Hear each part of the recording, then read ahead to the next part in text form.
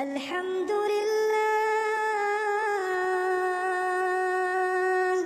alhamdulillah ala ni'matil iman. Alhamdulillah. Jamaah rahimakumullah. Salat yang paling berat buat orang munafik itu adalah salat isya dan salat subuh. Ada fase dalam hidup kita, ini khususnya buat yang laki-laki ya, di mana kita semangat sholat di masjid. Belum azan sudah di masjid. Atau ketika azan kita bersiap-siap dari rumah kita untuk menuju ke masjid. Tapi ada fase kita nunggu qomat, jemaah. Ada yang sudah dalam fase itu. Dilihat, ketika qomatnya nggak pakai mic, marah dia sama DKM masjid. Apa ini kata dia? Kok nggak ada qomat? Loh ada qomat. Kita mulai saat ini qomatnya pakai mic dalam, pakai speaker dalam, kadang-kadang seperti itu. Itu marah-marah mereka. Kenapa mereka marah-marah? Karena mereka datangnya waktu qomat. Coba datangnya waktu azan, nggak mungkin dia marah-marah, karena dia tahu setelah azan akan qomat gitu loh. Tapi karena ada orang-orang yang dalam kondisi memang nunggu iqamatus shalah baru ke masjid, sehingga dia marah-marah. Ada kondisi jamaah di mana kita menjaga sholat rawatib yang 12 rakaat. Qobliyah subuh, qobliyah zuhur, ba'diyah zuhur, ba'diyah asar. Sampai ba'diyah asar dia kerjakan. Dari semangat dia ibadah jemaah. Karena dia lagi semangat gitu, semua mau dia kerjakan jemaah. Ba'diyah maghrib, ba'diyah isya. Dan ana pernah merasakan itu. Ana pernah merasakannya sampai sholat ba'diyah asar. Ketika kita di pondok, baru masuk pondok itu semangat melihat ya orang-orang pada sholat. Kita waktu SD ya nggak seperti anak-anak di pondok sekarang. Kita waktu SD nggak kenal sholat di masjid, kecuali sholat Jumat atau waktu kita ngaji. Ketika masuk pondok, mau nggak mau kita 5 waktu di masjid. Dan kita melihat orang sholat qobliyah, sholat ba'diyah, semangat gitu jemaah. Habis sholat asar, anak sholat jemaah. Nggak ngerti kita. Ditanya sama ustadznya, sholat apa tadi? Ba'diyah. Astagfirullahaladzim. Ya itu semangat.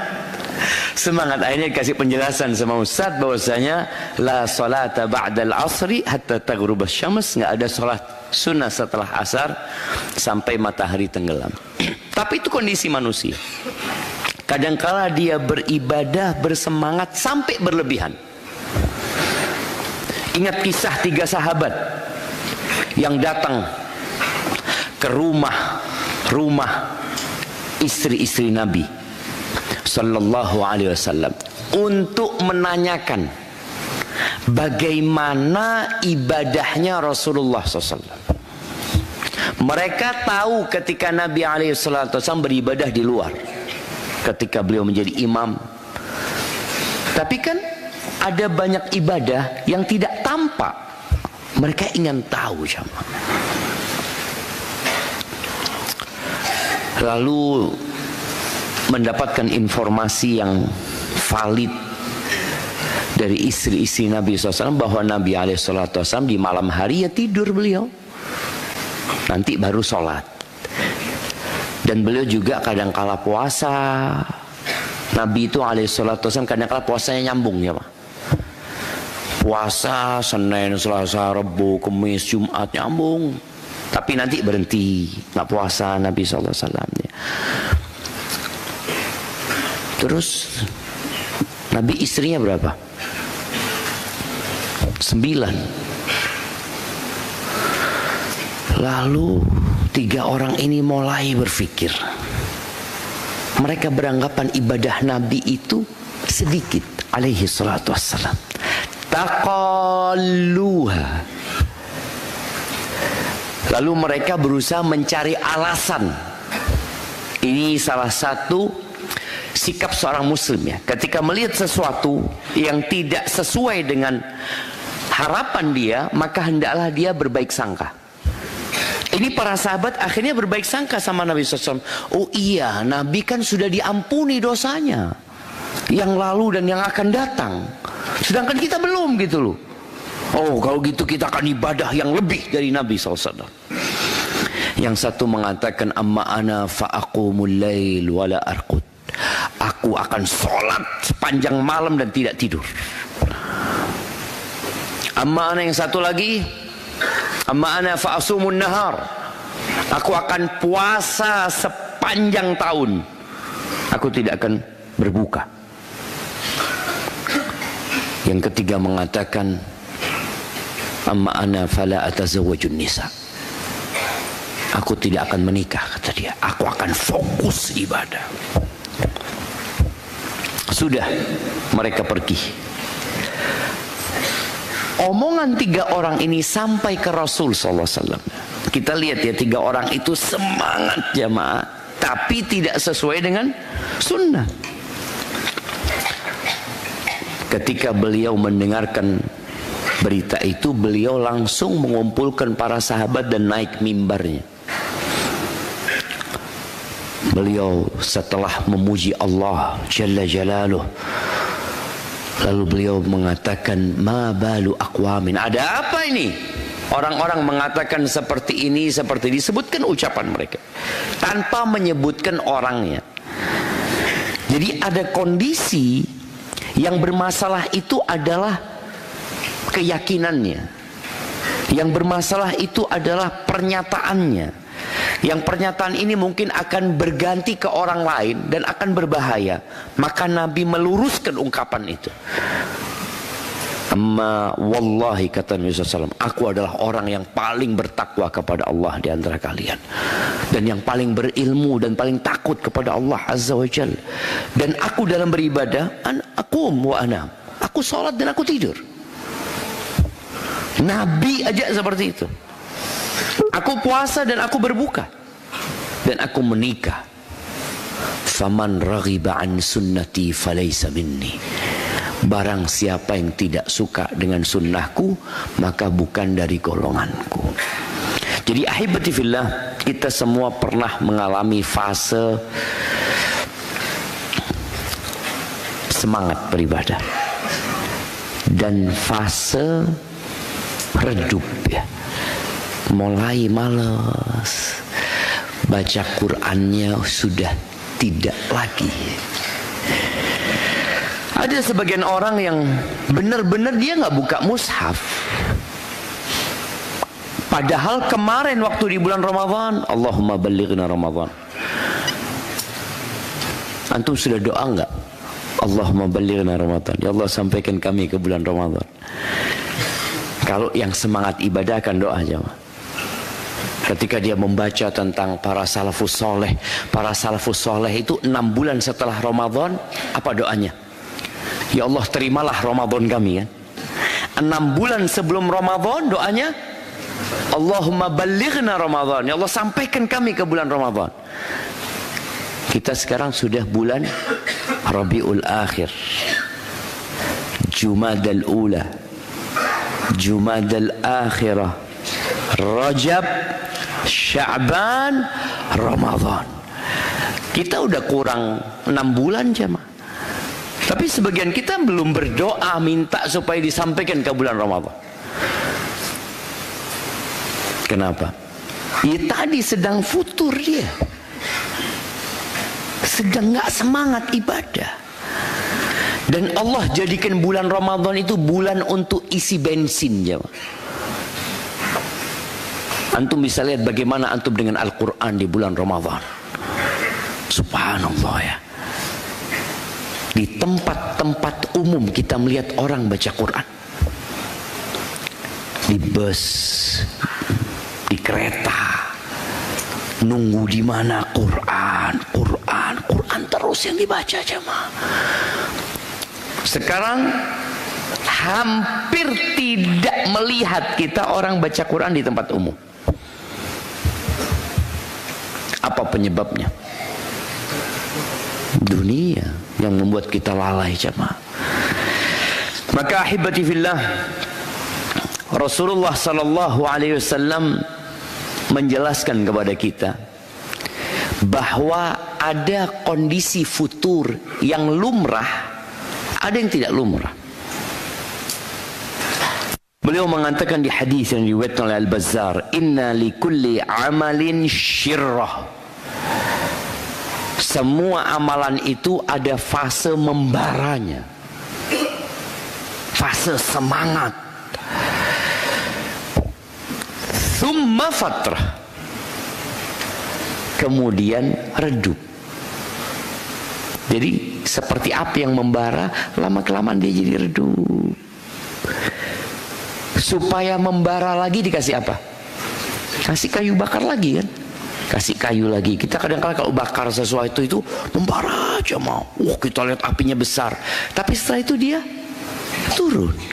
Kasih kayu lagi, baru membara lagi. Tapi tetap ada fase di mana dia menjadi redup. Faman kanat fatratuhu ila bid'ah faqad dhalla. Barang siapa yang ketika masa redupnya, masa futurnya, ada perbedaan antara kasal dengan futur ya. Kasal itu malas. Kita tiap pagi berdoa, Rabbi inni a'udzubika minal kasali. Ya Allah, aku berlindung kepadamu dari malas. Apa bedanya malas dengan futur? Malas ini memang nggak semangat. Kalau futur ini pernah semangat, kemudian redup. Dan biasanya futur ini sementara. Kalau malas kadangkala seumur hidup. Memang dia nggak pernah baca Quran. Bukan kemarin baca Quran kemudian sekarang berhenti, enggak. Ada orang-orang memang nggak pernah ke masjid dia. Sepanjang hidupnya nggak pernah.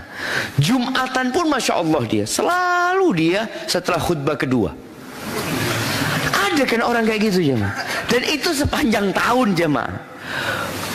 Kalau sebagian kita nggak kan, awalnya masya Allah khutbah Jumat sebelum khotib naik mimbar, dia ingat tuh hadis yang datang pertama ke masjid seakan-akan berkorban onta ya, yang di jam kedua seakan-akan berkorban sapi, di jam ketiga seakan-akan berkorban domba, kalau setelah itu seperti berkorban telur gitu kan. Ketika khotib naik mimbar, malaikat tutup tuh bukunya. Ini kepingin dapat onta terus ya mah. Setelah itu turun, nggak apa-apalah sapi kata dia. Setelah itu turun, nggak apa-apalah kambing. Setelah itu telur, nggak apa-apalah masih berkorban telur daripada yang datang setelah khotib naik mimbar. Setelah itu nggak dapat telur juga. Ada orang yang memang nggak pernah dapat telur dalam hidupnya. Memang dia selalu khutbah kedua baru datang sambil berdiri ya. Anak sering soalnya naik mimbar itu ngeliat dia berdiri seakan-akan orang paling semangat ya. Padahal dia telat gitu loh. Yang duduk ini yang semangat, bukan yang berdiri di belakang gitu. Tapi tadi kalau bicara males, memang dari dulunya dia kayak gitu. Berbeda dengan futur. Yang futur ini kondisi sementara. Hanya kondisi ini Nabi sebutkan SAW. Kalau futurnya itu menuju bid'ah, artinya menuju sesuatu yang tidak sesuai dengan sunnah, faqad dhalla, maka dia telah sesat. Wa man kana fatratuhu ila sunnatin faqad ihtada. Barang siapa yang ketika futur tetap menuju ke sunnahnya Nabi SAW, ke ajaran Nabi SAW, maka dia telah mendapatkan hidayah. Ahibati fillah, para ulama ketika menyebutkan kondisi futur ini, ada kondisi yang lumrah, ada kondisi yang berbahaya. Kondisi yang lumrah itu ya semua orang mengalami futur, semua mengalami futur. Kita semua mengalami hal itu. Kita tidak pernah meninggalkan zikir pagi. Bahkan semangat kita mau menyelesaikan. Tapi ada kondisi kita tidak meninggalkan hal itu. tidak mengamalkan hal tersebut. Jadi kalau futurnya itu tidak sampai ke yang haram, maka aman. Artinya futurnya itu cuma ana terus terang Ustaz, sekarang ini kondisinya memang sedang lemah imannya, karena iman itu memang naik turun ya. Ana sholat cuma yang 5 waktu. Alhamdulillah. Alhamdulillah. Dia nggak ada lagi qobliyah ba'diyah. Ada orang ana nggak lagi puasa Senin Kemis Ustaz. Dulu ana puasa Senin Kemis, sekarang udah nggak ada lagi. Ana terus terang Ustaz nggak pernah sholat malam lagi. Ana mendapati orang-orang yang berhenti sholat malam. Ketika memang dalam kondisi futur, orang ini masih alhamdulillah. Kalau yang wajibnya masih terjaga, maka dia kondisi yang aman. Kata Ibnul Qayyim rahimahullahu ta'ala, takhallulul fatarat lissalikin amrun la budda minhu. Fase futur ini buat orang-orang yang melakukan perjalanan menuju kepada Allah adalah kondisi harus dialami, kata beliau. Faman kanat fatratuhu ila muqarabatin wa tasdid, barang siapa yang ketika futur dia masih menuju ke sunnah Nabi sallallahu alaihi wasallam, dia masih mendekat ke perintah-perintah Allah, ke ajaran-ajaran Rasul sallallahu alaihi wasallam, tidak sampai mengeluarkan dia dari yang wajib-wajib dan tidak memasukkan dia ke hal yang haram, rujiya lahu an ya'uda khairan mimma kana. Maka orang ini diharapkan kembali menjadi semangat lebih baik daripada yang dulu. Jadi seperti orang yang sedang istirahat jamaah. Antum kalau sedang mudik lah ya, antum ada kondisi capek, ngantuk, apa yang harus dilakukan? Berhenti di rest area, istirahat, tidur, makan.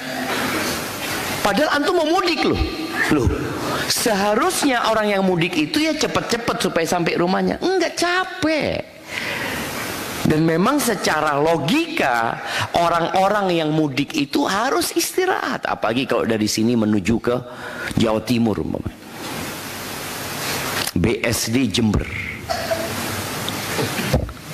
Berapa kilometer jemaah? Berapa? 1.800? Enggak lah, 1.000 lebih jemaah. 1.000 lebih. Ketika antum di tengah jalan capek, lelah, apa yang dilakukan? Istirahat. Nggak usah nyetir, jangan nyetir, tidur, nggak apa-apa. Ketika antum bangun, semangat. Itu yang disebutnya Ibnul Qayyim. Jadi antum memang benar-benar istirahat. Yang wajib aja dijagain, yang wajib dijagain. Usahakan yang wajib ini tetap tepat waktu ya, dijaga. Walaupun tadi anda sudah nggak qobliyah, antum biasanya sholat di masjid, mamanya ukhuwah, enggak lah, anda sholat di masjid kampung, nggak apa-apa sudah. Cari imamnya yang sholat subuhnya baca qulhu sama idza jaa nasrullah. Itu ada kondisi futur. Bener, ana merasakan kadang-kala, ya Allah di sini aduh panjang imamnya ini. Cari yang imamnya pendek. Nggak apa-apa jemaah. Dalam artian memang kondisi kita kalau dipaksakan imamnya yang panjang-panjang, apa yang terjadi? Malas kita ke masjid. Aduh enggak lah. Apalagi kalau subuh Jumat. Di sini subuh Jumat baca apa? Baca as-sajdah sama al-insan. Allahu Akbar, ya Allah.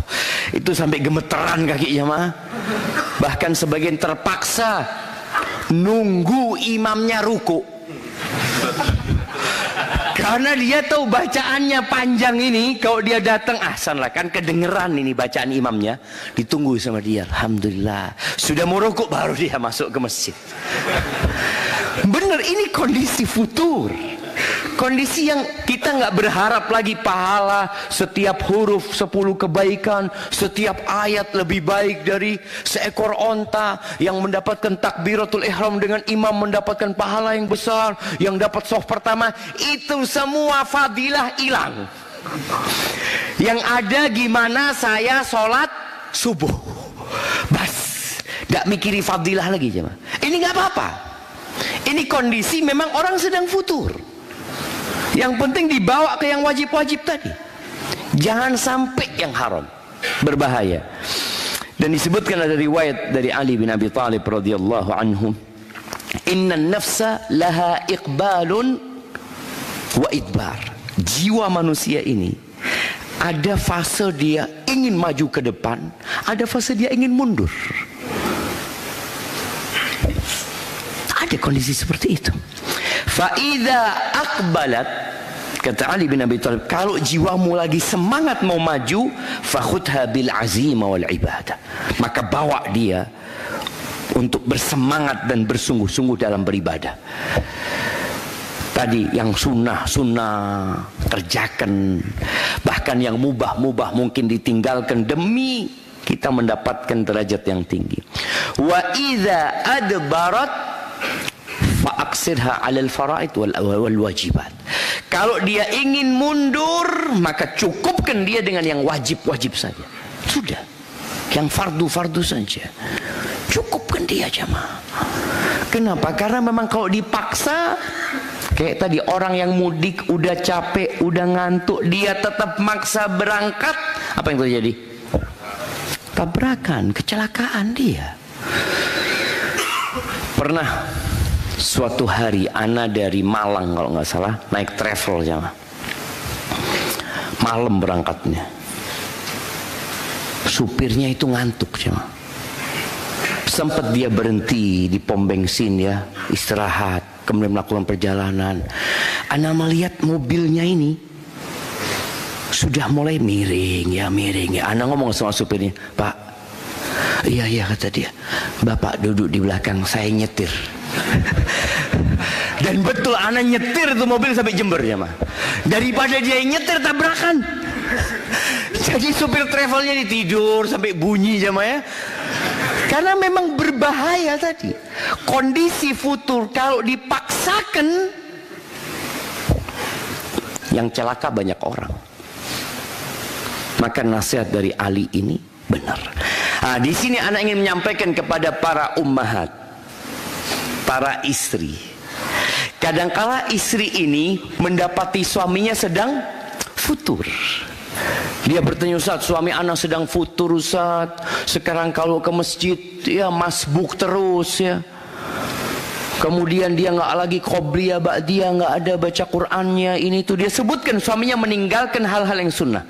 Maka tolong jangan dipaksa untuk mengamalkan yang sunnah. Semangati suaminya untuk menjaga yang wajib. Yang wajib. Kadang kala dia sampai ke masjid pun tidak, umpamanya jamaah. Tapi usahakan suaminya, bang, sholatnya dijaga tepat waktu, bang. Kalau kemudian engkau berat untuk ke masjid, tolong dijaga tepat waktu sholatnya, bang. Karena kalau dipaksa ke masjid, ayo bang ke masjid bang, dia dengan mengarah berangkat, nggak ke masjid, ke warung kopi. Loh, karena dia kondisinya memang sedang nggak baik-baik saja jemaah. Maka lebih baik dijaga yang fardu, modal utama ini dijaga daripada mencari keuntungan. Dan ini ya tadi buat para emak-emak yang kondisinya sedang seperti itu, juga para suami perlu menjaga yang wajib-wajib. Kadang-kadang suaminya semangat beribadah, tanya sama istrinya, Dek, kok nggak sholat duha? Ayo sholat duha. Akhirnya dia sholat duha tanpa wudhu.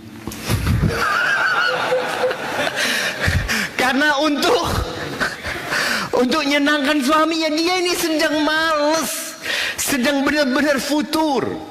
Maka tolong dijaga yang wajib saja seperti itu.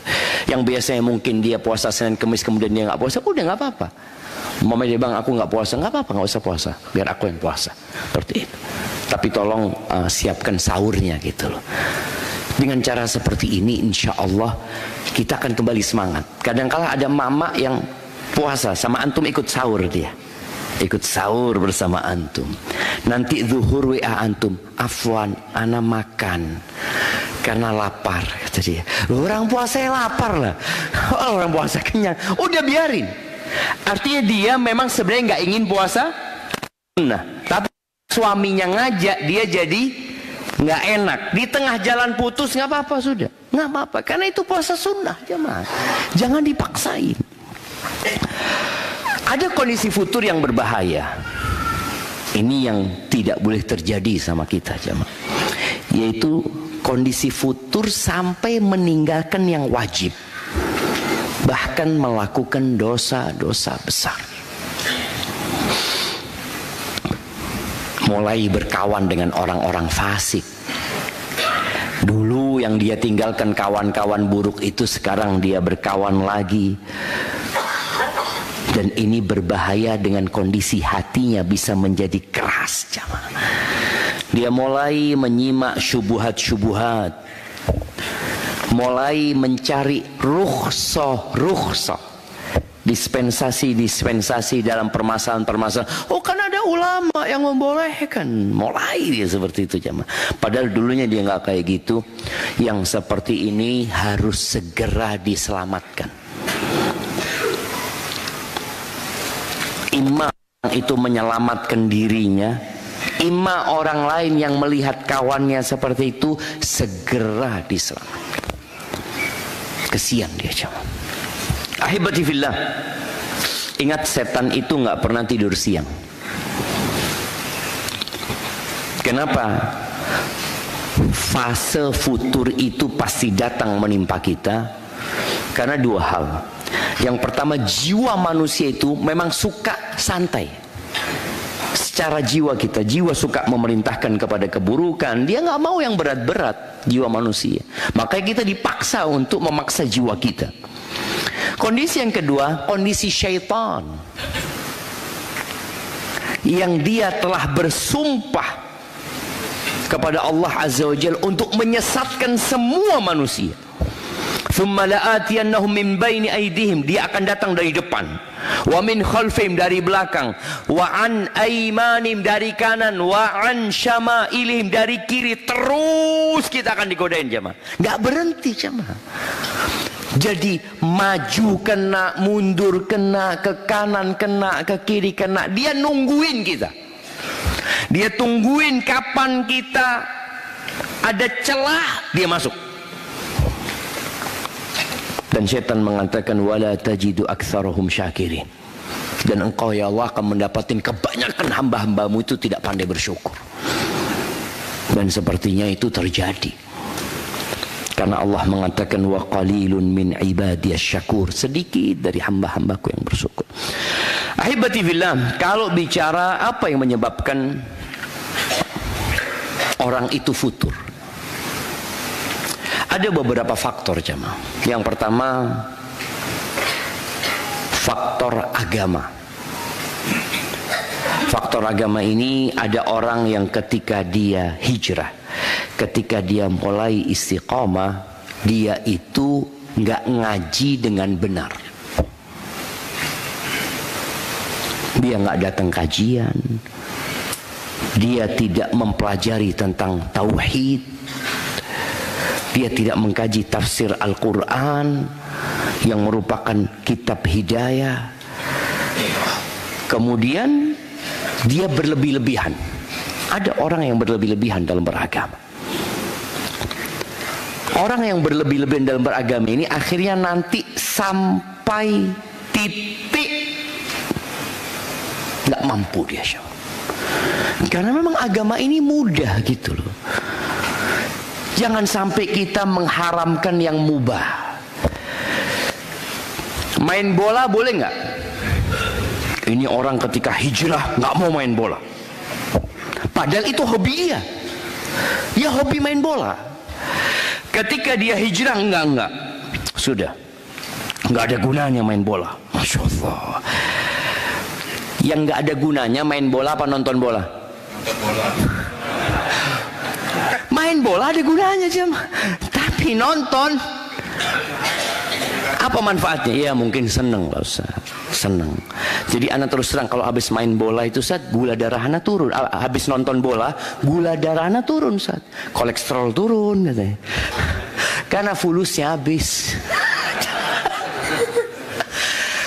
Ya adek nonton bola boleh, mubah ya, mubah, tapi jangan terlalu banyak gitu loh. Main bola, oh boleh.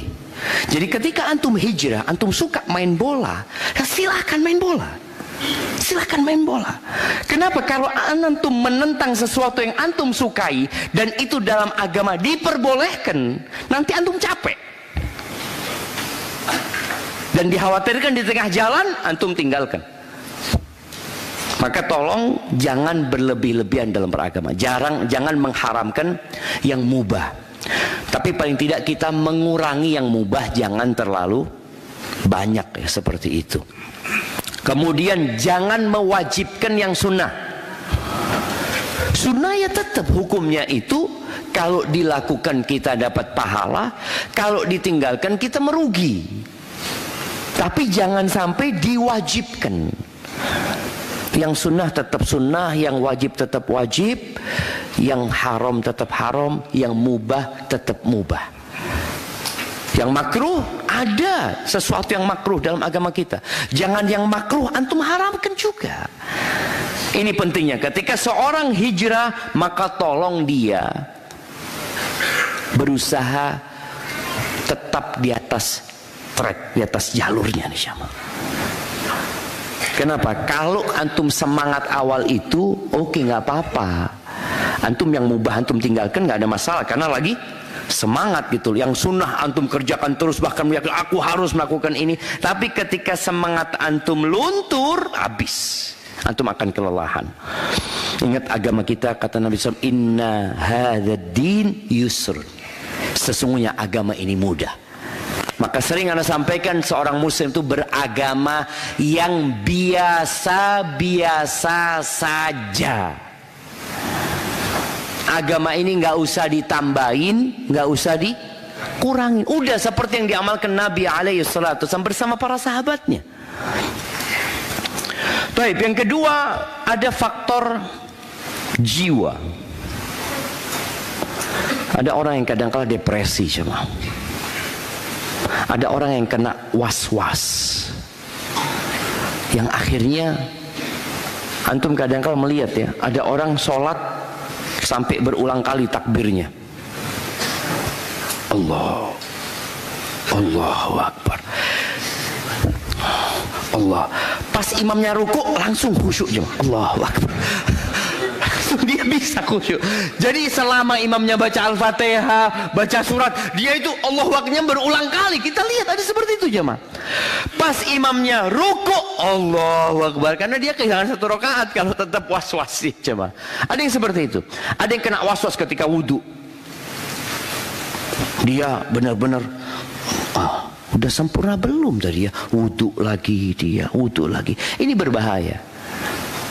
Dan setan itu ketika melihat orang beragama, artinya dia dulunya nggak kenal agama, terus dia hijrah, dia menjalankan agama ini.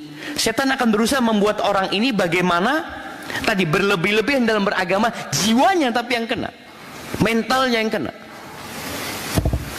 Ketika bermuamalah sama orang, jual beli sama orang, kemudian dia lihat orang ini ngasih kembalian sama ana dari uang riba apa enggak ya? Nggak seperti itu dalam beragama. Maka hati-hati dengan jiwa kita, dengan was-was yang suka menimpa. Akhirnya kadang-kala dia kecapean, capek orang yang was-was itu. Kemudian yang ketiga ada masalah sosial ya. Masalah sosial ini seperti bujangan jomblo yang ingin nikah, kemudian nggak nikah-nikah atau dilarang sama orang tuanya. Akhirnya yang istiqomah jadi nyeleweng dia sama. Dulu anak punya kawan di Medina, Orangnya baik jemaah, bahkan dia banyak memotivasi anak. Dia setiap liburan izin sama orang tuanya untuk nikah jemaah. Ayah, aku mau nikah, ayah kata dia. Oh, nunggu lulus. Sekarang kuliah, fokus belajar. Hati-hati loh orang tua. Boleh jadi ini anak yang istiqomah gara-gara dilarang padahal dia mampu dan orang tuanya punya kemampuan. Maka Syekh Ibn Utsaimin rahimahullah ta'ala menyebutkan, orang tua yang punya kemampuan menikahkan anaknya, nikahkan anaknya. Apalagi di zaman seperti sekarang. Sampai Anda dapat potongan video jemaah ya. Potongan video di mana ada beberapa pemuda di Arab itu ketika bapaknya lagi duduk, dia bawa TV jemaah. TV-nya dia bawa. Dia tunjukkan ke ayahnya. Ceramahnya Syekh Utsaimin. Zawiju, nikahkan anak-anak kalian. Betul jemaah. Dia tuh kok sampai fase sudah nggak jemaah. Oh, puasa. Udah nggak kuat puasa. Udah sampai lemes. Tapi tetap godaan itu ada. Maka tolong nikah. Dan antum pun ketika mampu menikah tapi punya cita-cita yang belum tercapai, karena juga ada seorang anak yang anak kasih nasihat, antum segera nikah. Ustadz, anak ini pernah dapat nasihat dari abah anak. Ustadz, abahnya udah meninggal dunia. Kata abahnya, abah itu dikasih nasihat sama ibunya. Ini kita lihat ya bagaimana wejangan dari orang-orang kuno. Kata nenek ana sama abah ana, nak jangan nikah kecuali punya rumah. Ini ayah mau mempraktekkan kepada anaknya. Ayahnya cepat punya rumah. Ini anak nggak punya rumah terus sampai umurnya bertambah. Gimana? Maka anak kasih tahu dia, udah antum nikah, sampaikan kepada calon mertua antum, anak kepingin punya rumah bareng sama istri anak. Artinya nanti mungkin istri anak yang mendesain rumah tersebut. Walaupun kapan bangun rumahnya wallahu a'lam. Gitu kan. Tapi paling nggak dia sudah punya seperti itu. Jangan jamaah. Ini menyebabkan orang akhirnya futur. Ini buat orang tua, tolong anaknya yang sudah sampai fase dia mau menikah, tolong nikahkan kalau dia punya kemampuan. Dan anak-anak tadi yang memang antum ingin menikah dan sudah punya kemampuan, artinya kemampu untuk memberikan nafkah, rumah bisa ngontrak, nggak harus punya mobil, nggak harus punya kendaraan. Yang penting antum bisa memberikan nafkah kepada istri antum. Siapa yang menerima anak menantu jadi menantu kalau anak nggak punya pekerjaan yang banyak fulusnya Ustaz? Banyak orang soleh jemaah,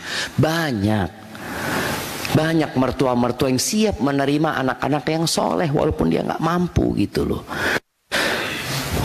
Nah, kemudian perempuan yang jadi janda itu kadang-kadang jadi masalah, dia jadi futur jemaah, jadi futur. Karena dulu ada suaminya yang memberikan nafkah kepada dia. Sekarang dia harus cari nafkah sendiri. Kemudian ada suaminya yang menjaga kehormatan dirinya. Nggak ada lagi gitu. Maka kalau ada janda, tolong dikasihani. Ada orang yang mengatakan as-sa'i 'alal armalati wal miskin, orang yang berusaha untuk mencukupi kehidupan janda dan orang miskin itu seperti mujahid fi sabilillah. Betul. Oh, berarti gimana kalau dinikahin Ustaz? Kalau dinikahin nggak jadi janda. Kalau dinikahin kan nggak jadi janda jemaah. Ini kata Nabi SAW, merawat, memberikan nafkah ya, apa ya, mengkondisikan janda itu seperti mujahid fi sabilillah. Tapi kalau antum nikahi, hilang jandanya. Jadi tolong kita berusaha. Tadi ada masalah-masalah sosial yang memang harus diselesaikan jemaah. Kemudian masalah lingkungan juga, masalah lingkungan. Jadi kita pun harus tahu diri. Ketika antum masih semangat berada di lingkungan yang buruk, antum kuat jemaah. Tapi pas antum di masa futur, lingkungannya nggak mendukung, habis antum. Awal memang antum semangat, nggak apa-apa Ustaz. Anak di situ nggak ada masalah. Anak dulu punya kawan, masya Allah. Dia cerita waktu pulang pondok, ana ini kumpulnya sama anak-anak yang nggak bener. Ya, ana ingin ngasih nasihat ya. Di pinggir jalan, nongkrong pinggir jalan. Memang di satu fase dia kuat jemaah. Setelah setahun 2 tahun ana tanya, gimana Fulan? Habis Fulan. Kayak teman-temannya sudah. Maka kita harus menjauh, mencari lingkungan yang lebih baik dan kondusif. Kemudian ahibati fillah, di antara masalah yang membuat orang jadi futur juga adalah masalah ekonomi. Ketika Covid kemarin, ada salah satu ikhwan itu sampai mau bunuh diri sama. Ini cerita kawan ya. Dia punya istri 2. Dengan ekonomi yang hancur lebur jemaah. Dia punya tanggung jawab jemaah. Nggak bisa ngasih nafkah jemaah. Bisa bayangin. Karena semua orang di rumah. Mau kerja kemana gitu jemaah. Dan anak sendiri merasakan ketika Covid itu benar-benar nggak ada fulus gitu loh. Fulus maafi. Sampai anak utang sama istri anak. Nggak ada. Anak mau kasih nafkah, utang ngambil dari istri anak balikin ke istri anak. Ya mau gimana memang. Benar-benar kondisinya. Ada masalah ekonomi tadi yang membuat orang akhirnya futur dia. Awal hijrah semangat, nggak ada masalah dia. Semua kerjaan dia kerjaan, nggak punya fulus, nggak apa-apa dia. Tapi ketika futur kok dilihat kok belum selesai masalah ekonomi ini. Dia mulai berpikir seperti dahulu lagi. Makanya di antara yang perlu dikasihani adalah ghaniyun qad iftaqar. Orang kaya yang jatuh miskin. Kalau orang miskin dari dulu, ya aman jemaah. Memang dia kondisinya, saya dari dulu kayak gini memang Ustaz. Kadang-kala makan 2 kali sehari. Ya, pagi sama malam. Kadang-kala makan sekali, biasa. Tapi kalau yang biasa makan 7 kali sehari, kemudian makan sekali dia. Kan ada orang yang makan pagi, subuh makan.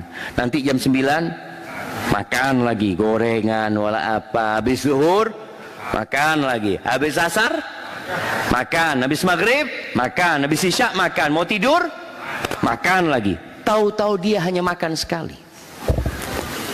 Orang yang biasa pakai mobil pribadi tahu-tahu harus naik mobil umum. Orang yang biasa pakai jam yang mahal tahu-tahu nggak ada jamnya, handphonenya ada. Ini masalah ekonomi memang menjadi penyebab orang itu futur. Makanya kita tiap hari disuruh berdoa, Allahumma inni as'aluka ilman nafi'an wa rizqan thayyiban. Minta rizki kita jemaah. Hidup butuh biaya. Selama antum hidup, kau mati selesai. Kita butuh baik, kita minta tiap hari. Baru minta wa amalan mutaqabbala.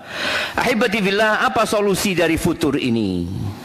Kalau bicara sebabnya antum sudah tahu, insyaallah antum sudah bisa meraba apa solusinya.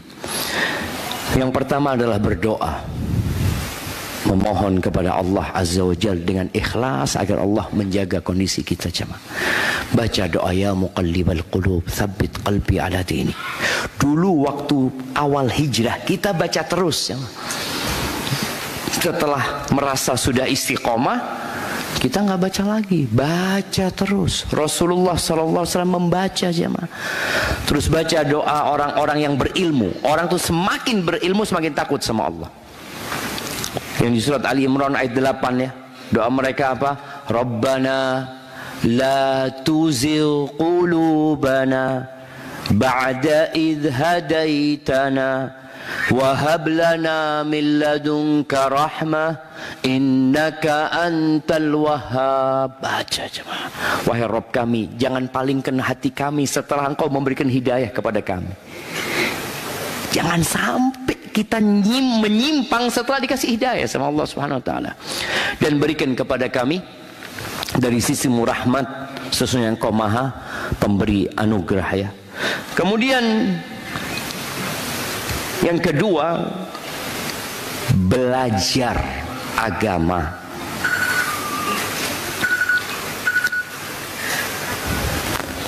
minim. Artinya kalau kita bisa maksimal, alhamdulillah. Tapi nggak semuanya bisa maksimal. Jadi ada ilmu-ilmu yang wajib dipelajari. Antum harus pelajari. Ketika antum hijrah, antum perlu pelajari. Apa sih ilmu yang wajib anda pelajarin Ustaz? Seperti itu. Yang menyebabkan kita terhindar dari syubhat, terhindar dari was-was, terhindar dari bisikan-bisikan setan. Pelajari ilmu tersebut. Jadi ada kajian yang wajib kita hadiri, jamaah. Walaupun kita tahu sebenarnya, ya kan ana sudah belajar Ustaz, tentang rukun Islam, rukun iman, ihsan. Iya, tapi ada ilmu-ilmu lain yang antum harus kaji. Tolong penuhin ilmu tersebut. Kemudian yang ketiga, cari kawan yang baik. Kawan yang ketika kita futur, dia pegangin kita, jawab. Ada yang nelpon kita kalau kita nggak hadir kajian. Nah, maka ini, ana tidak akan lanjutkan kajian sampai antum kenal dengan yang di kanan dan di kiri antum. Fadhal, antum kenalan dulu.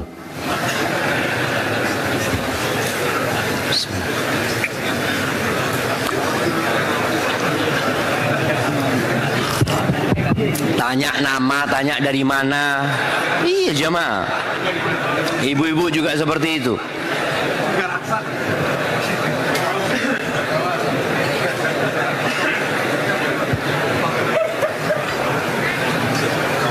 Ini mindahin mobil dulu sebentar. Sambil menunggu kenalan, mohon izin, pemilik mobil Nissan B1113JVD. Sekali lagi, mobil Nissan B1113JVD, mohon dipindahkan kendaraannya karena menghalangi orang jualan di tempat tersebut. Gimana? Menghalangi apa? Orang yang mau jualan, Ustaz. Bukan orang yang mau kajian. Iya, karena itu cukup jauh tempatnya, jadi mohon bisa dipindahkan. Karena sempat udah nangis juga Ustaz, ibunya. Jazakumullah khairan wa barakallahu fikum. Masya Allah, barakallahu fikum.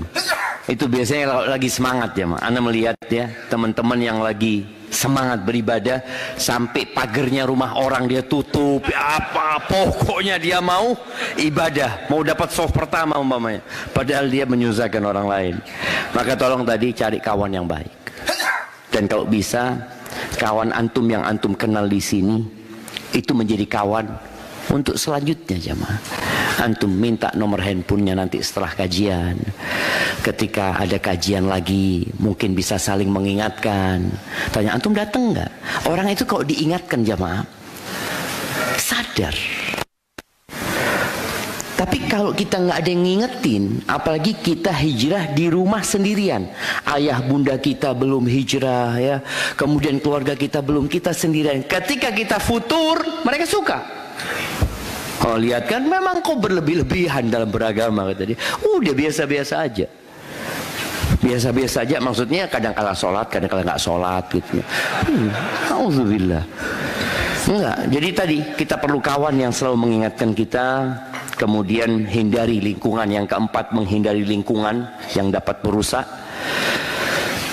Ya, apalagi kondisi tempat kerja kita, jemaah, kadang-kala tidak mendukung kita untuk istiqamah. Ada seorang yang ketika Ramadan dia cerita, Ustaz, dia kerja di sebuah instansi. Dia ngomong, semua teman sekantor ana, Ustaz, nggak ada yang puasa, tapi ngadakan buka bersama. Iya, kata dia. Jadi kan di kantor itu ada acara buka bersama, mereka ngadain, Ustaz. Jadi Anda jadi bingung ya, seperti itu. Itu lingkungan yang dapat merusak ya. Kemudian ketika yang kelima, ketika ada satu masalah, segera selesaikan.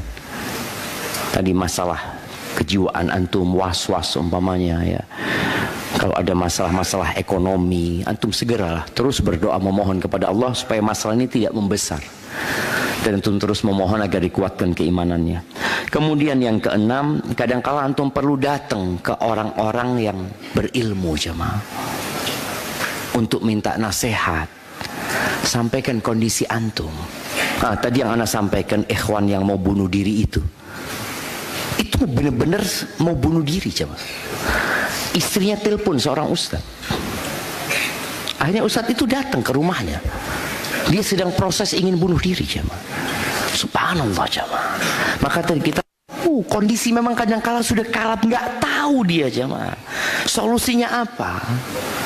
Maka kita perlu punya kawan-kawan yang ustadz yang bisa memberikan nasihat kepada kita. Antum kalau cari ustadz, jangan cari ustadz yang terkenal.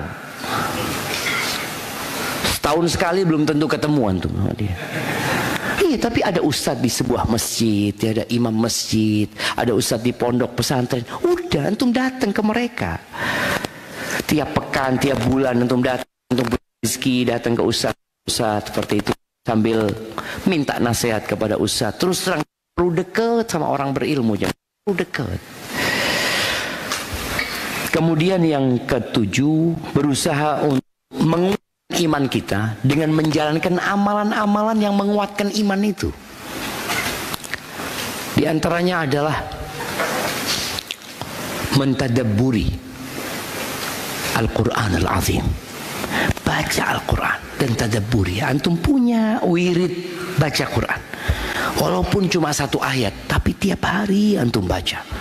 Kemudian bertafakur di ciptaan Allah Subhanahu wa taala ya. Di malam hari sekali-kali antum keluar ke tempat yang lapang jemaah. Duduk di sana. Antum lihat itu langit. Allah mengatakan inna fi khalqis samawati wal ard ikhtilafil laili wan nahar la ayatil liulil albab. Itu ada tanda-tanda kebesaran Allah di sana. Maka berusaha kita untuk meninggalkan handphone kita sekali-kali, meninggalkan rumah kita, berangkat ke tempat di situ kita tadabbur. Kemudian tujuan hidup harus selalu diingat ya. Yang terakhir, meminta pertolongan kepada Allah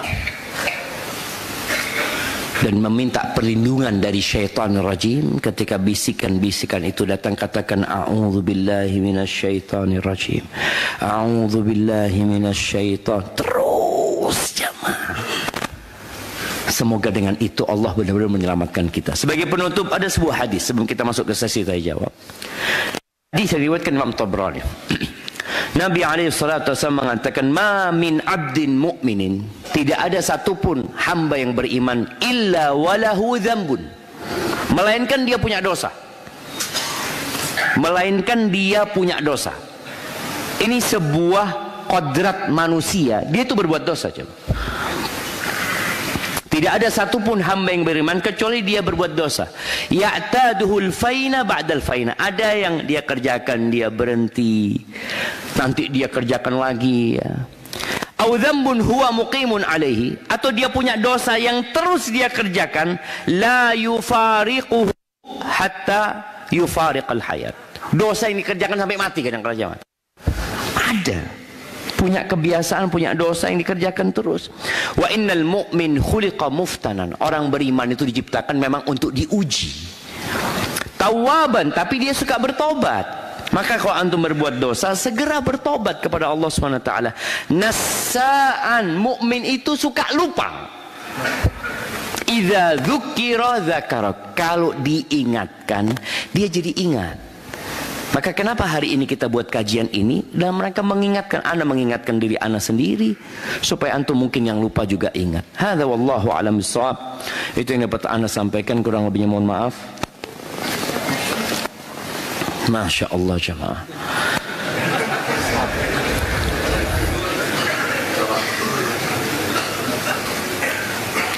Bismillah Ustaz. Bagaimana cara menanggulangi futur saat sedang hamil? Kadang suka merasa cukup dalam beribadah karena sering merasa lelah, bahkan sering sholat wajib di akhir waktu. Lalu amalan apa yang terbaik untuk ibu hamil ya? Ya, yang pertama, hendaklah engkau memandang kehamilan ini anugerah. Orang kalau sudah memandang kehamilannya itu musibah, kan ada orang, ya Allah hamil lagi, ya Allah. Dari awal dia sudah kecewa dengan hamil itu. Jangan. Ketika dari awal dia melihat ini sebuah anugerah Allah Azza wa Jal. Di saat banyak orang-orang yang tidak bisa hamil, dia hamil.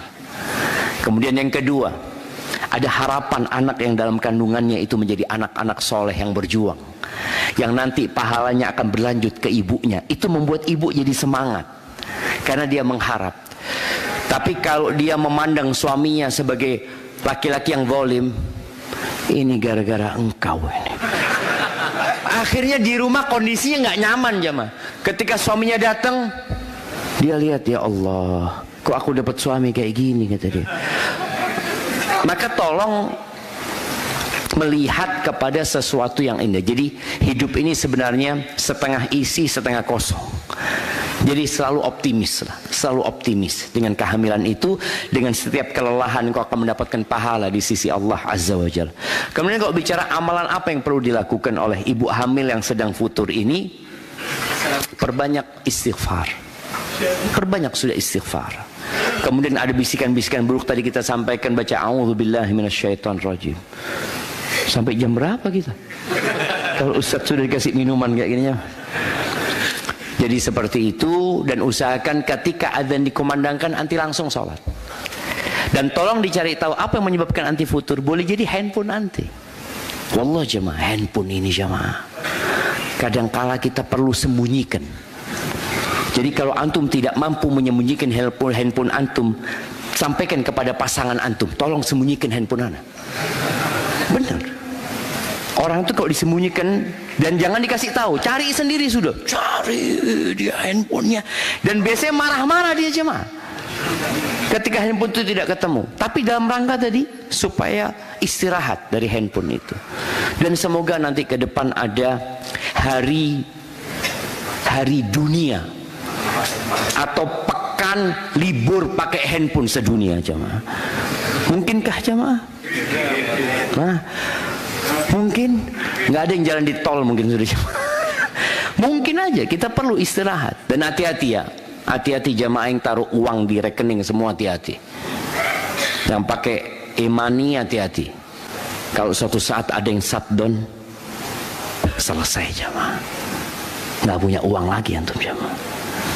Jadi jangan terlalu bergantung dengan hal itu. Antum tetap ada simpanan lah ya. Assalamualaikum Ustaz. Waalaikumsalam. Ana datang ke sini hanya dengan anak-anak. Suami ana nggak ikut karena suami belum ikut kajian sunnah. Suami cemberut Ustaz karena nggak suka lihat ana ikut kajian. Tapi ana dikasih saldo GoPay buat ana pesen gukar. Apa hukumnya ana pergi ke kajian ini tanpa suami? Alhamdulillah anti punya suami masih baik ya. Masih baik. Dia masih memfasilitasi anti untuk ngaji sama anak-anak tadi, alhamdulillah. Maka apa yang harus dilakukan oleh seorang istri? Ketika suami anti seperti itu, tolong berikan pelayanan double, ekstra, supaya suami tahu ketika istrinya ngaji, istrinya semakin melayani. Karena ada istri yang ngaji, melihat suaminya belum ngaji, dia merasa di atasnya suaminya. Maka tolong, seorang istri yang sudah ngaji, tunjukkan kepada suami bahwasanya orang yang ngaji sunnah itu sangat memuliakan suami. Bagaimana anti lebih cantik di rumah sekarang ya. Bikin suami anti bingung. Anti kok kayak gini? Ikut kajian apa anti? Ya alhamdulillah jadi lebih baik. Jadi tolong lakukan itu. Makanan yang biasanya mungkin telat atau apa, selalu tepat waktu. Usahakan mulai saat ini suami belum sampai rumah anti sudah di depan pintu. Gimana? Suami yang biasa kalau buka rumah teriak-teriak cari istrinya, anti sudah di depan pintu dengan tampilan yang begitu indah. Karena terus terang yang sudah ngaji pun kadangkala jamaah kurang melayani suami. Anda masih ingat ucapan Ustaz Abdul Hakim bin Amir Abjad hafizahullah ta'ala. Anda pernah kasih nasihat beliau. Kata dia, Syafiq, nih Ana dapat komplainan, kata dia. Apa Ustaz? Ada beberapa suami ini yang komplain kalau istrinya habis ngikutin kajiannya Syafiq, kata dia, jadi durhaka sama suaminya. Waduh, ana ngomong, ada yang salah sama ana. Ternyata masalahnya, ana baru paham. Karena juga kemarin ada yang curhat ya, seorang wanita. Ternyata istri-istri ini mendengarkan kajian tentang bagaimana menjadi suami yang soleh. Jadi itu istri ingin suaminya seperti di kajian, padahal suaminya nggak datang kajian. Maka dia, suami itu seharusnya kayak gini. Oh, ini salah dengar kajian. Makanya mak tolong kalau kajian tentang suami soleh nggak usah hadir. Nah bener lu jamaah. Akhirnya dia jadi masalah gitu. Padahal suami dia nggak seperti yang disampaikan, nggak seperti bagaimana Nabi Muhammad SAW memuliakan istri-istrinya ya. Dia akan mendengarkan itu. Bagaimana? Ini ada perempuan yang ngomong, Ustadz, seharusnya suami itu kan Ustadz seperti di kajian Ustadz. Waduh, kalau habis isya duduk ngobrol sama istrinya, suami anak nggak kayak gitu Ustadz. Ya itu suamimu memang nggak kayak gitu. Terimalah dia apa adanya gitu loh. Kita itu tidak bisa mengontrol orang lain. Kita bisa mengontrol diri kita sendiri. Maka tolong kajian berkaitan dengan tadi, untuk bapak-bapak, istri nggak perlu hadir. Bapak-bapaknya yang suruh hadir. Makanya ketika anak kajian emak-emak, ada yang bertanya, anak sampaikan ke emak-emak itu, afwan, karena suami anti nggak datang, anak akan kasih nasihat anti. Soalnya kalau anak katakan, oh iya suami anti salah, seharusnya suami anti gini-gini, tambah rusak rumah tangganya. Kalau ada suaminya baru anak kasih nasihat gitu, tapi nggak ada suami enggak, anti yang anak kasih nasihat. Jadi buat akhwat-akhwat ya, ummahat yang sudah ngaji, tolong engkau jadi lebih baik lagi sama suaminya. Berikan pelayanan yang maksimal sama suaminya. Walaupun suamimu belum soleh, karena kewajiban engkau berkhidmat sama suami bukan nunggu suami soleh. Tapi selama dia suamimu, maka engkau wajib berkhidmat kepada suamimu. Ustadz, anak usia 40 tahun. Anak izin minum dulu ya, Ma.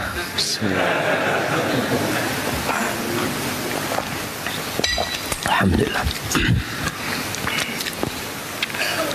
Punya anak 2. Suami pingin tambah anak 1 lagi. Di usia saat ini terus terang kondisi anak kalau nambah 1 lagi sepertinya repot. Dan dari segi fisik anak kurang fit seperti dulu. Sehingga anak keberatan kalau nambah anak. Selain itu suami anak itu egois Ustadz, kurang terlibat dalam mendidik anak. Apa hukumnya Ustadz dengan sikap anak ini? Apa solusinya jemaah?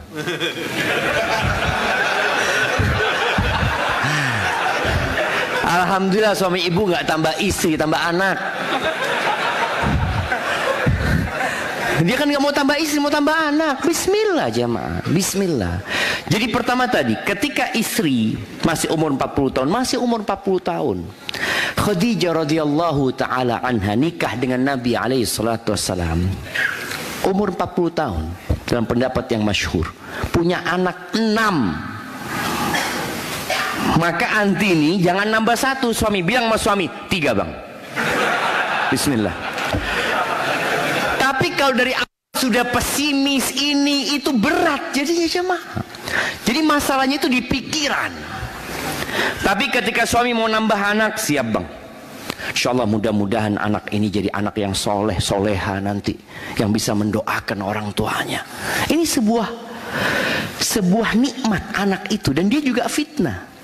Kalau dikatakan tadi suami tidak kurang terlibat dalam mendidik anak, ingat dia buat emak-emak ini, ibu itu madrasah, ibu itu sekolahan. Tanpa ada suami dia tetap bisa mendidik anak. Imam Syafi'i itu nggak ada bapaknya, mati bapaknya ketika Imam Syafi'i masih kecil. Imam Bukhari sama. Kok bisa jadi Imam Bukhari? Kok bisa seperti Imam Syafi'i? Karena ibunya madrasah. Dan ibu itu bukan mudarrisah. Mudarrisah itu artinya guru. Kan orang mengatakan ibu itu guru, bukan. Kalau guru dia akan capek, lelah, kemudian dia pergi. Ada guru yang resign. Ada guru yang resign, ada capek didik anak. Tapi kalau madrasah nggak ada madrasah. Sekolahan resign. Gimana sekolahan resign? Sekolahan tutup, iya gitu loh. Maka tolong ibu ketika suaminya tidak terlibat, nggak ada urusan, pahalanya biar diborong ibu semuanya. Suami laksanakan tugasnya. Kalau ada hak-hak ibu yang tidak diberikan suami, ibu minta sama Allah Subhanahu wa taala. Nah, anak kasih nasihat kepada bapak-bapak nih. Bapak-bapak yang jadi suami, yang jadi bapak, yang ingin nambah anak, tolong muliakan istrinya. Apalagi di umur yang sudah 40 tahun mungkin perlu perhatian khusus. Dan kita juga perlu merayu istri kita. Soalnya kalau ya dirayu, dikasih hadiah, ini loh, aku kasih hadiah kang emas 2 on. Insya Allah punya anak umpamanya. Insya Allah dia mau punya anaknya seperti itu. Tapi kalau dikasih ayam 2 on, suruh masak berarti. Oh ini, bagaimana sikap kita sebagai seorang suami menyikapi sikap istri yang selalu khawatir tentang dunia. Kebetulan saya baru keluar dari pekerjaan dan beralih ke dagang. Istri sering khawatir bahwa rizki saya saat berdagang tidak sama saat bekerja. Syukron Ustaz. Wow, subhanallah jamaah. Ya ini masalah iman sebenarnya. Kalau pertanyaannya bagaimana menyikapi istri, maka antum sebagai seorang suami kuatkan imannya istri. Bahwasanya yang memberikan rizki itu adalah Allah Ar-Razzaq. Apapun pekerjaannya, tetap yang ngasih rizki adalah Allah Jalla Jalaluh. Kemudian yang perlu juga dikuatkan istri kita ini, diingatkan dia dengan kondisi-kondisi kita sebelum bekerja. Ketika kita di perut ibunda kita belum bisa berusaha, tapi Allah kirimkan rizki. Kita juga melihat burung-burung yang tidak pernah sekolah, burung-burung yang juga tidak punya tabungan. Ternyata Allah kasih rizki sama mereka gitu loh. Kemudian bawa istri melihat orang-orang yang di bawah antum, dengan harapan dia bersyukur kepada Allah Azza wa Jalla. Kemudian nasihat ana buat teman-teman yang dagang ini, tolong sebelum berdagang berilmu terlebih dahulu. Karena ada orang-orang yang semangat saja tapi ilmunya kurang. Sebagaimana beribadah kita perlu ilmu, ternyata berdagang pun perlu ilmu. Antum cari kawan-kawan yang sudah sukses, teman-teman yang berhasil, minta nasihatnya, minta arahannya. Kemudian kalau perlu pendampingan, minta pendampingan. Karena banyak teman-teman yang gagal dalam usaha disebabkan kurangnya ilmu dan tidak ada yang membantu dia untuk mendampingi usahanya. Rasulullah sallallahu alaihi wasallam ketika sahabat hijrah dari kota Mekah ke kota Madinah, itu orang-orang Ansor minta kepada Nabi sallallahu alaihi wasallam agar kebun mereka dibagi 2 untuk orang Muhajirin dan Ansor. Kata Nabi SAW, jangan. Orang Muhajirin ini nggak tahu tentang pertanian, tentang perkebunan. Dikasih kebun mati semua kurmanya nanti. Sudah, kebunnya kebun kalian, tapi mereka ikut sertakan di dalam kebun kalian. Kasih bagian mereka. Jadi seperti itu, perlu ada pendampingan. Bagaimana cara mengingatkan suami ketika sedang futur tanpa suami merasa kesal ketika diingatkan? Kadang kalau anak sedang semangat-semangatnya ada, kalau suami sedang futur, anak dan anak-anak jadi ikut-ikutan Ustaz. Ikut-ikutan futur ya. Iya, yang pertama tadi disebutkan sudah, bahwasanya ketika suami futur, jaga yang wajib-wajib dia. Jangan dia dipaksa untuk mengerjakan yang sunnah. Yang wajib aja dijaga, seperti tadi, berhenti di rest area, istirahat, nggak apa-apa, istirahat. Sampaikan ke suaminya, iya bang, abang kalau sekarang lagi memang futur, istirahat abang. Paling nggak yang wajib tetap abang jaga. Jadi nasihatnya itu bagaimana dia menjaga yang wajib. Sambil mungkin amalan-amalan ringan seperti berzikir, yang insya Allah tidak mengeluarkan tenaga dan mengambil waktu kita jamaah, itu perlu selalu dilakukan.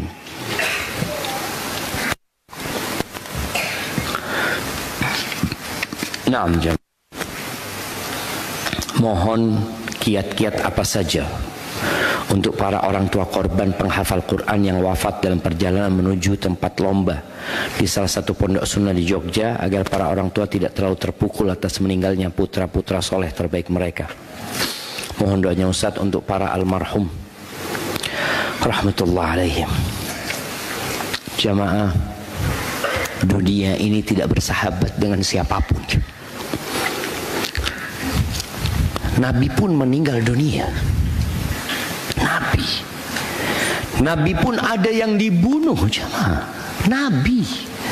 Antum bayangkan ya, Nabi Zakaria itu disembelih. Nabi Yahya itu disembelih dan kepalanya dihadiahkan ke pelacur jemaah. Nabi. Dunia tidak bersahabat dengan siapapun. Maka orang tua yang anaknya pergi terlebih dahulu, sejatinya anak-anak itu keluar dari penjara jemaah. Dan semoga anak-anak itu diampuni dosa-dosanya dan menjadi tabungan buat orang tuanya. Memang berat jemaah. Pernah ada seorang alim ulama itu ditinggal mati anaknya. Anaknya ini sudah hafal Quran, anaknya ini sudah hafal banyak hadis Nabi SAW. Ketika anaknya meninggal, bapaknya nggak terlalu sedih jemaah. Ditanya sama sahibnya, kok nggak terpukul katanya anakmu meninggal? Iya, kayaknya aku yang berharap itu kata dia. Loh kok bisa? Aku memang berharap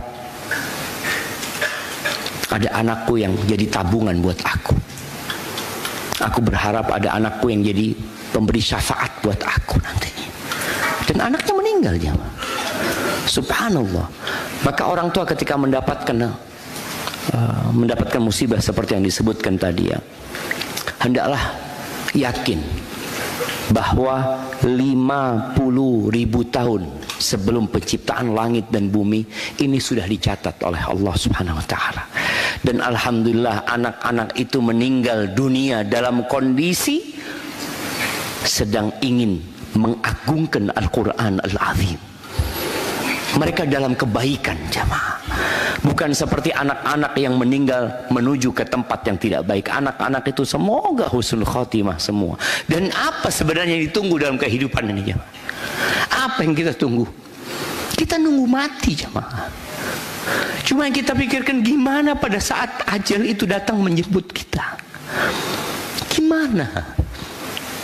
Kemarin ana dengar ya Allah ya, ana jadi kepingin jemaah. Ana kemarin ke Pekanbaru. Ada seorang anak sama ibunya ngomong, Ustaz, suami ana udah meninggal katanya. Iya ini bapaknya anak ini udah meninggal Ustaz. Udah tua ibu itu. Subhanallah Ustaz, bapaknya meninggal itu Ustaz dalam kondisi sujud Ustaz. Sedang sholat duha. Jadi bapaknya ini biasa subuh ke masjid sama ibunya karena sudah sepuh-sepuh mereka.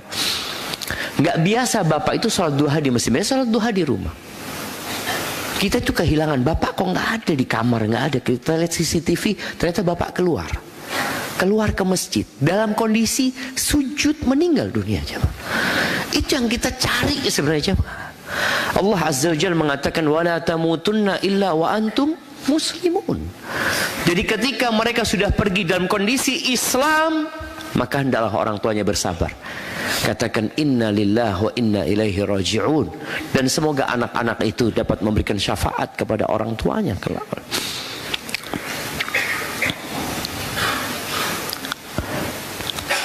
Ketika saya berjualan dan kondisi berjualannya ramai sekali, sehingga pernah lalai meninggalkan salah satu sholat 5 fardu. Apa yang harus dilakukan? Mohon nasihatnya. Ya, antum harus bertobat kepada Allah Azza wa Jalla.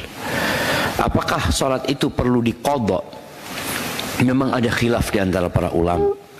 Apakah sholat yang ditinggalkan dengan sengaja bisa diqadha atau tidak? Jumhur ulama berpendapat diqadha. Bertobatlah kepada Allah Azza wa Jalla kalau memang harus diganti-ganti sholatnya, tapi ketahuilah sholat yang dilakukan di luar waktu itu tanpa ada alasan, seperti yang Allah katakan, fawailul lil musallin alladzina hum an salatihim sahun. Maka bertobatlah, perbanyak amalan sunnah, perbanyak salat sunnah, semoga Allah mengampuni dosanya. Karena meninggalkan salat ini dosa besar, ya.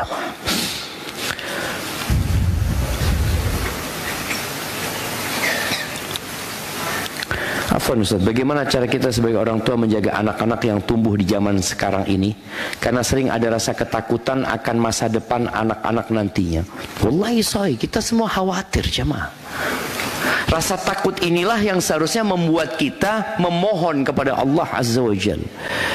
Nabi Ibrahim dulu di zaman dulu, doa beliau ketika belum punya anak apa? Siapa yang tahu doanya Nabi Ibrahim?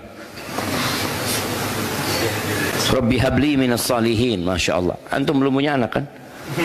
Nah, mana kasih dia menuntut ilmu sejati. Baik. Setelah punya anak apa doanya? Nah, anak-anakku yang selalu mendirikan sholat. Bahasa Indonesianya nggak apa-apa, kita kasih hadiah. Yang bahasa Arabnya, yang di Qurannya. Nah, ya depannya itu. Rabbi ja'alni muqimas salah wa min dzurriyyati. Baik. Ada yang sebelum itu yang lebih penting daripada sholat. Doanya Nabi Ibrahim lebih penting daripada sholat. Kita hampir nggak pernah. Nah,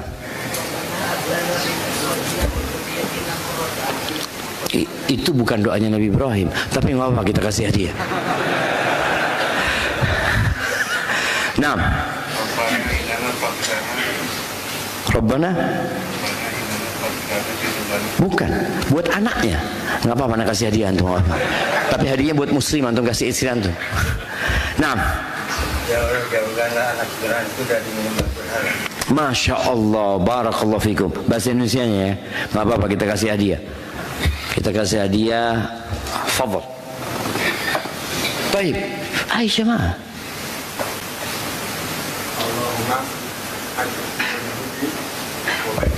Wajnubni wa baniya an na'budal asnam. Itu jamaah apa? Hindarkan aku dan anak keturunanku dari menyembah berhala, jamaah. Tauhid. Dan kalau aku baca memang ini lebih dulu daripada sholat. Sama di lembar yang sama doa Rabbi ja'alni muqimas shalah, ya Allah jadikan aku orang yang mendirikan sholat. Sebelum itu doanya Nabi Ibrahim diselamatkan anaknya dari kesyirikan. Takut Nabi Ibrahim siapa? Kalau di zaman dulu aja takut Nabi Ibrahim, gimana dengan kita? Maka buat orang tua yang takut dengan masa depan anaknya, titipkan anaknya sama Allah SWT. Sering-sering titipkan sama Allah. Karena anak ini kita rawat di rumah, kita didik di rumah, kita nggak tahu ketika dia keluar ketemu dengan siapa dia di sana. Ketika dia pegang handphone, siapa yang dia tonton, siapa yang dia ikutin. Maka tolong orang tua banyak-banyak berdoa memohon kepada Allah Subhanahu wa taala. Nah, ini kayaknya pertanyaan terakhir jamaah. Masya Allah. Maaf Ustaz, jika pertanyaan ini panjang. Tapi mohon bantuan Ustaz agar pertanyaan ini bisa dijawab karena cukup pelik. Anak ikhwan punya teman ikhwan yang melihat gelagat aneh dari bapaknya akhir-akhir ini chattingan dengan sekretarisnya, di mana bapaknya juga dikenal taat agama dan punya jabatan di kantor. Karena curiga, teman ana mengecek chat WA bapaknya dengan sekretarisnya. Teman ana sebenarnya juga takut apakah perbuatan itu termasuk tajassus atau tidak, tetapi tetap ingin melakukannya karena menurutnya ada maslahat di sana, dan menemukan ada percakapan yang tidak sepantasnya. Teman ana merasa bapaknya berkhianat kepada ibunya. Karena karakter bapaknya yang dibilang susah untuk berdialog, teman ana memutuskan untuk bertabayun dulu dengan sekretarisnya. Dari tabayun tersebut ternyata masih muda dan mengaku merasa risih dengan cat bapak teman Ana, tapi bingung bagaimana merespon karena posisinya yang masih baru sementara bapaknya memiliki jabatan yang dibilang tinggi di kantor. Maka dari itulah sekretarisnya juga merespon hal yang tidak sepatutnya dilakukan juga. Sekretarisnya tidak berniat lebih dari bekerja secara profesional dan ingin hal itu berhenti. Yang bikin heran, bapaknya dia selalu ingatkan zikir pagi petang dengan bahasa yang halus, hal yang tidak